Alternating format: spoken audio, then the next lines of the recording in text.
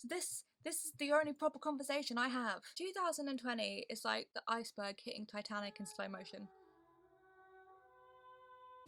It's awful, isn't it?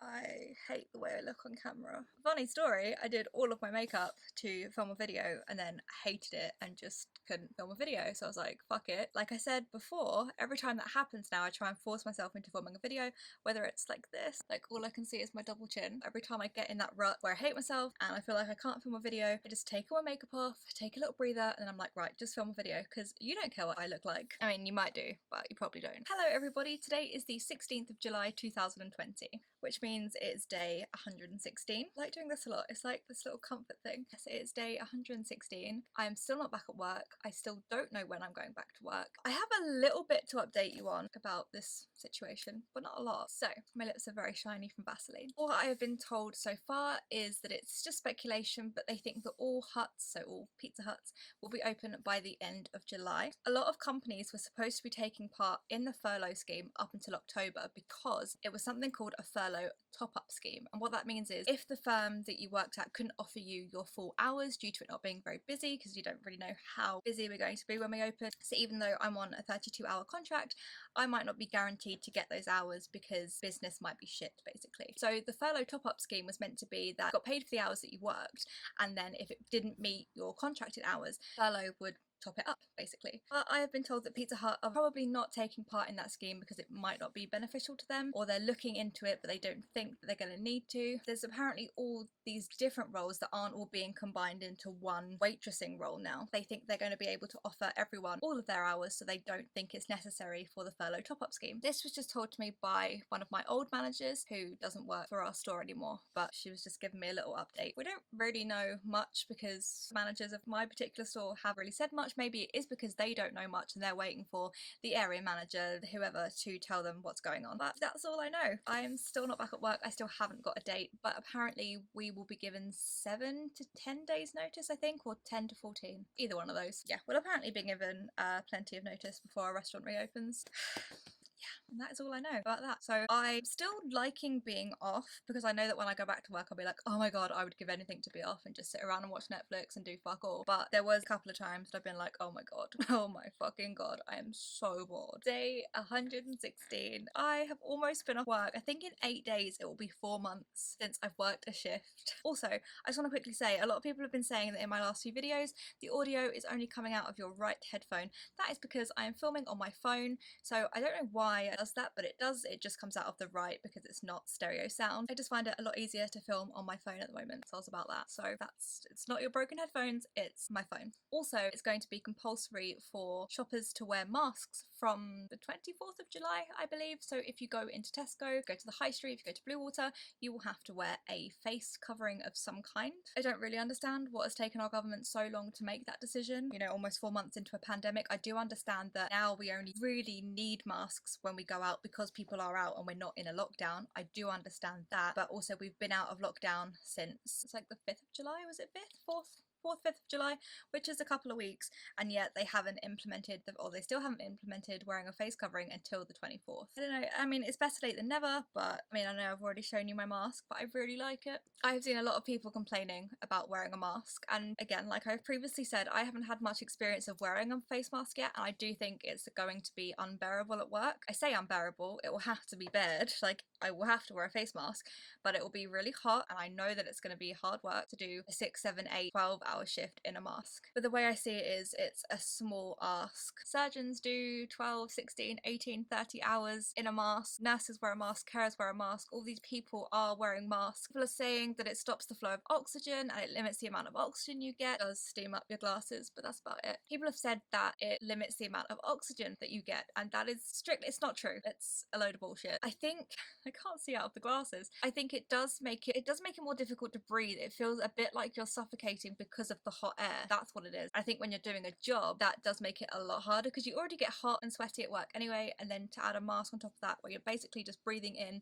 the same regurgitated air, it's not a nice feeling, but it doesn't stop you from being able to breathe properly. Put it this way, if you do not have any medical conditions that make you exempt from this, then there's really no bloody excuse for you to not wear a mask when you go out. It's really quite simple. I understand free will and your rights and all that, but seriously, it's a fucking mask, just wear it. I would much rather wear a mask than have a second wave. I would much rather wear a mask than be dead. It is easier to breathe through a mask than it is to breathe through a fucking ventilator, so just wear a mask or wear a face covering. It doesn't even have to be a medical grade mask because these aren't medical grade masks, they are just facial coverings, but that is better than nothing. So please, please, please, please, if you just do one thing today, wear a mask. There are some adorable patterns and designs on Etsy. Have a little look because they're all handmade by people. It's great. I absolutely love floral designs. I've got this one, and then I've also got, this is the one that I got at the start of lockdown, which is very cute as well. Then I did have a Hufflepuff one, but that caught on fire. I think I said in my last video, like, face masks are becoming a bit of a fashion item this year,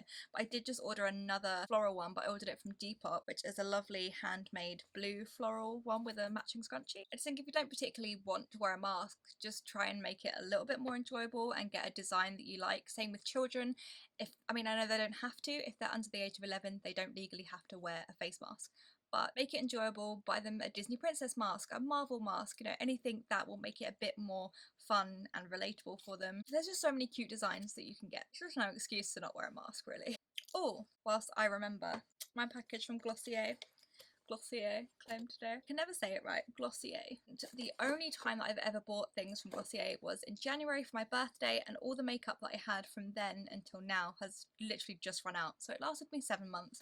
So I ordered 4 new things from there. I do really, really love their makeup. I do think they're a little bit on the pricey side, but for how long it lasts and how good the products are for your skin, I would really recommend them. So I ordered this time the Perfecting Skin Tint because I normally use quite a heavy coverage, full coverage foundation. When I go back to work and I'm wearing a mask, I don't want to have to wear that. I don't want my face to be caked in makeup, then it'd be like sweating down my face under a mask, but I also don't think I could actually go into work makeup free. That's just me. I personally don't think I could do that. So this Perfecting Skin Tint that I ordered is a foundation, but it's a really light foundation that is meant to be really good for people with rosacea or rosy cheeks. I know it doesn't always look apparent, and some people have been like, oh, you have lovely skin, but the redness is just something that I do really love about Glossier products, face products, is the dewiness of them. So makes your face look really fresh and light without looking oily, but it has like a bit of a glow. It's just dewy. It's nice. I love the word dewy, but every time I say dewy, I can't help but think of Dewey Finn, like School of Rock. Mr. Schnabler. It's Dewey Finn.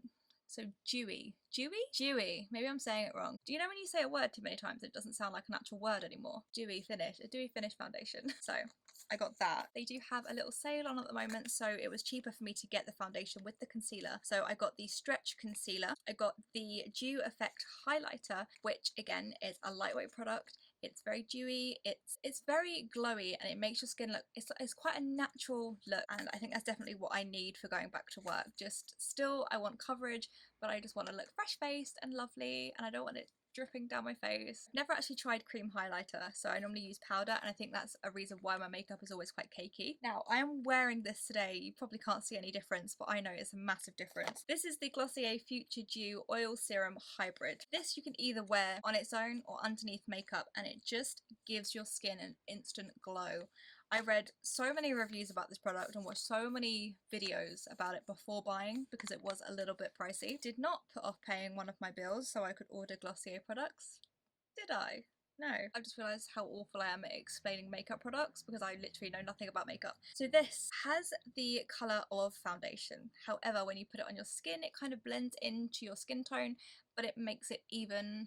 It's a nice little even base, and it's glowy and dewy and it's lovely and it just brightens your face. If I was confident enough to not wear makeup to work, I would just wear this. I've only used it a day, but I love it. I think it's a good little product. So if you would like to bag yourself 10% off any products from the Glossier website, then there is a little code, a little referral code in the description that you can click on before you put stuff in your basket. So click on the link, then do your little shop, and you will get 10% off at checkout just for you. I got this top from Depop. What I love about Depop Depop, but is also a little bit dangerous, is that you can swap items. You don't even have to necessarily have money to buy items. You can just exchange things on your Depop for something on someone else's. Look at these gorgeous DMs. These are actually DMs that I've never ever seen before. They have a square toe. They're 70. I love them. I love them so much. So this little cardie that I got from Depop is actually older than me. It's 30 years old. I just think it's adorable. This is one of my favourite pieces. So it is an old vintage style Disney skirt. Oh, look at that. I loathe shopping in like mainstream shops now, like New Look and Primark. I would prefer to shop online, especially on Depop, because there's just so many vintage things and just items that I absolutely love that are very me, just like one of a kind finds. So I would definitely recommend Depop. Check out my Depop whilst you're there. There is a sale on at the moment, so click the link in the description. The one thing that I do dislike about Depop is when people buy items from like charity shops or like a pack of vest tops from Primark and then they sell them and hashtag them Brandy Melville or vintage or Y2K, and they try and sell them for like 30 quid when it's like a 2 quid vest top. That really pisses me off.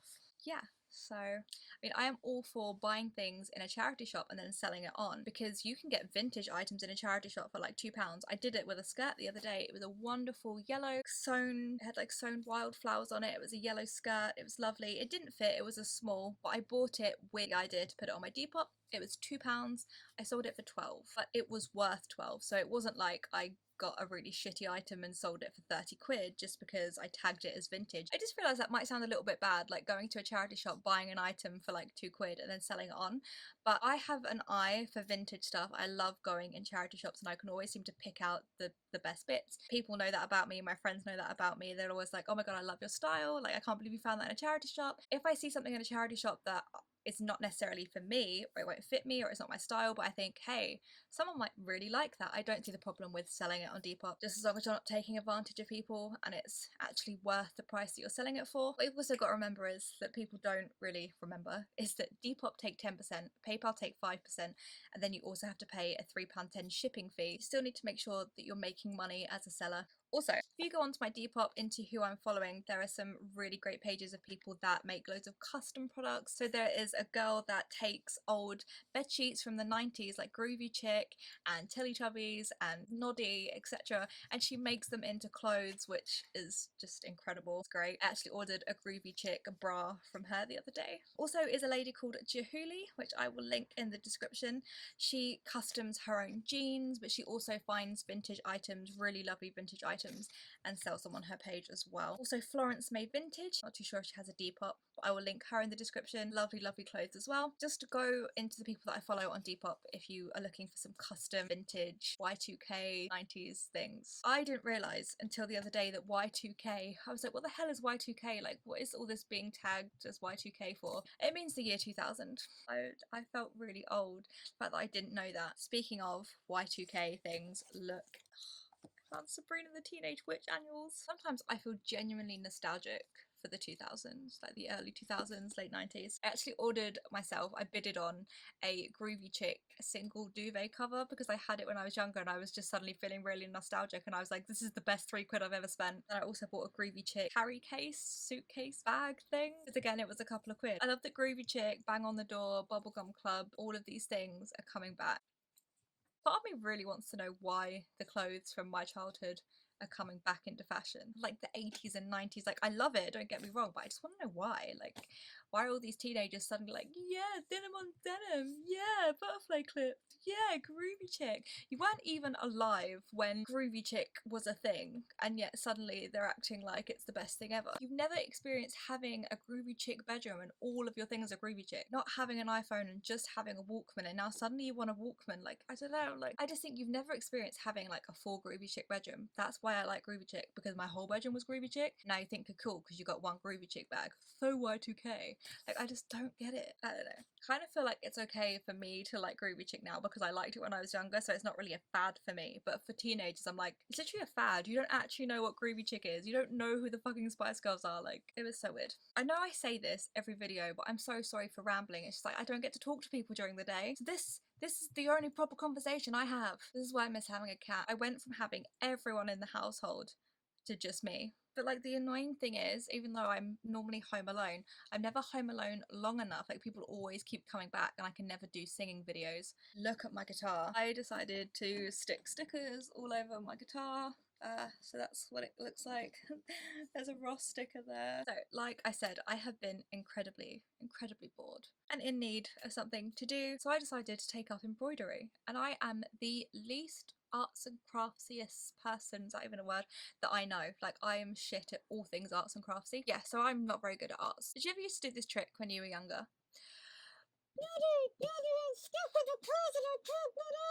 What was I saying? What was I saying? I'm really bad at arts and crafts, and I decided to order an embroidery kit from CLARA. Really liked the pattern or the design. This is what it's supposed to look like. I have never embroidered before. I've never sewn anything other than in textiles, which I got a C for in school, because again, I'm shit.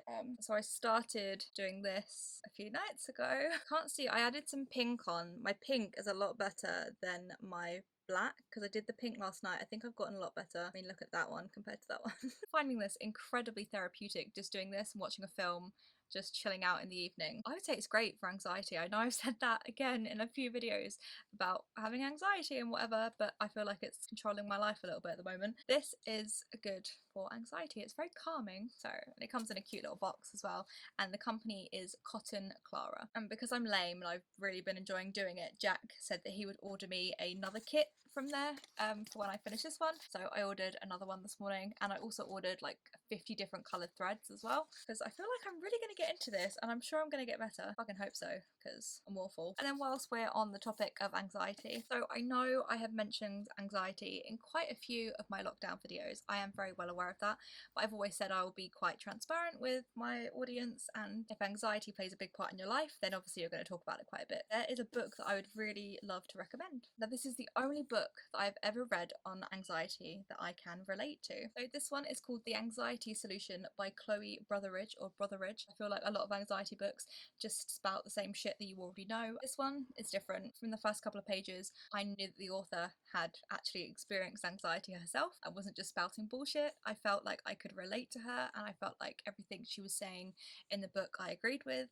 So I would recommend this. I haven't finished it yet. I'm only on page 27. Genuinely feel like I can relate to a book for once. Also, it's not just about her experience with mental health, but it's about simple steps for managing your own anxiety, but still acknowledging that anxiety is just a normal emotion, that even people that don't suffer from anxiety, it's still emotion that people can feel on a day-to-day basis. It just has tips for managing it. Good way to sum it up is what she's written on the back. The Anxiety Solution is your roadmap to a calmer, happier and more confident you. Without sounding like a really shitty self-help book, I think it's good. Oh, okay, so Netflix recommends.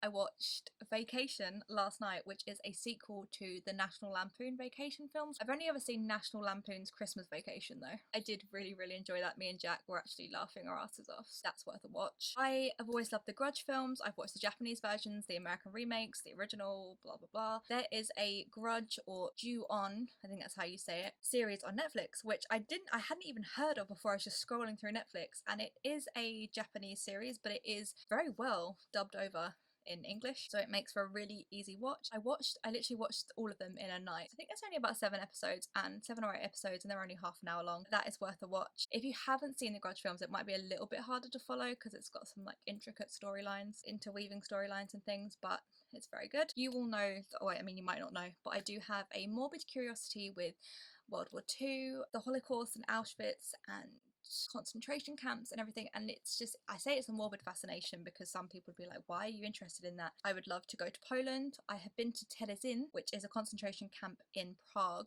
which I'd never heard of until we had booked to go to Prague. This documentary that was on Netflix actually focused a lot more on Terezin, and I've never heard of it being mentioned, or I've heard it being mentioned but not explored in the documentary. I've never heard a lot about the Terezin concentration camp, and this documentary on Netflix with Helen Mirren and is about Anne Frank and other Holocaust survivors, and it is brilliant. Historical documentaries, you like things about Auschwitz and the Holocaust and Anne Frank, I would recommend it. I can't remember what it was called. Did I write it down? I just wrote Anne Frank documentary.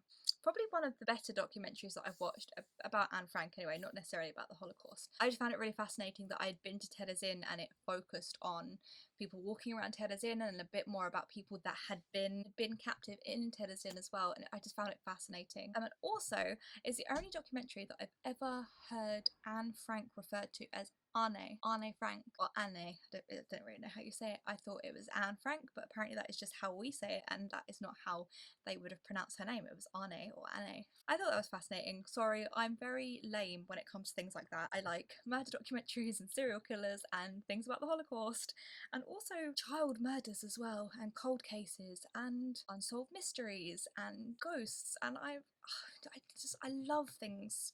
I'm a very weird human. I don't know how I didn't mention this first, but Naya Rivera, obviously everyone has heard about Naya Rivera. I just think it's incredibly sad. I had so much hope that she was still going to be alive somewhere on the lake. I don't know why. This is going to sound really, really strange, and I'm whispering because there's someone out there. Whenever a celebrity or someone that is well known passes away, it can't comprehend death anyway, but it's almost like you've given them this like superhero status in your head, and it's like because they're a celebrity they're invincible because they're not like the rest of us, even though they are. And you're like, you just can't comprehend that something could happen to them that's so mundane and normal, because they're not normal, but they are. But I don't know, does that make sense? And I know that it's just speculation, but everyone's saying that she was swimming with her son and she used the last of her strength to get her son back on the boat, and then she disappeared under the water. And I'm trying to think, like, I want to know. She has absolutely nothing to do with me. I don't know her. I know her from Glee,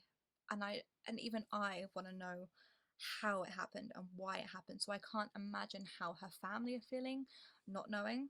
Like, I want to know what caused her to go under the water, like how, like why she was struggling, why she got her son on the boat but couldn't get herself. There's so many things that I want to know, and I'm not emotionally attached. Like, I'm nothing to do with Naya, so I just can't imagine what her family are feeling. Like, it's so weird. Yeah. So, and on the 7th anniversary of Corey's death as well, it's 2020 is like the iceberg hitting Titanic in slow motion. It's such a shit year. It's awful, isn't it? It's fucking awful. It's like when the quartet are playing the music as the boat is sinking. I feel like that music is in the background of the entirety of 2020. Oh my god, they have just left. I am home alone. Do you want to know something really funny, guys? My phone hasn't been filming for the last 10 minutes and I've just been chatting.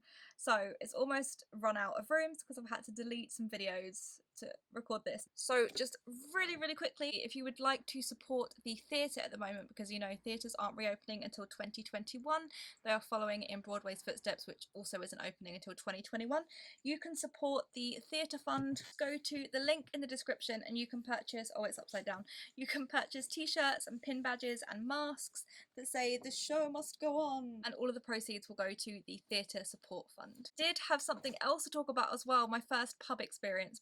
I went to a pub the other day for the first time since the start of lockdown, or before the start of lockdown. It's a really, really weird experience. I forgot to talk about it at the start of the video. Basically, the weirdest thing was that we were eating outside, which was fine because we didn't mind an outdoor table, but they drew white boxes in chalk or white paint around the tables. The only time you were allowed outside of your white box was if you wanted to pee. You ordered from the app, you stood up, you had to stand within your like square around your table. It was just very, very bizarre, and you couldn't go into the restaurant. Like, you couldn't queue in the restaurant, you had to queue outside, same as everywhere else. It was just a very weird experience, ordering everything through the app and just not being able to walk where you wanted, and there was just squares and circles and stickers and paint and lines telling you where you could go and what you couldn't do, and it wasn't the usual pub experience. But and 2 pints. You just take thank you. Tray. Lovely, Oh, thank you. Thank you very much. No worries, cheers. Cheers, darling, thank you very much.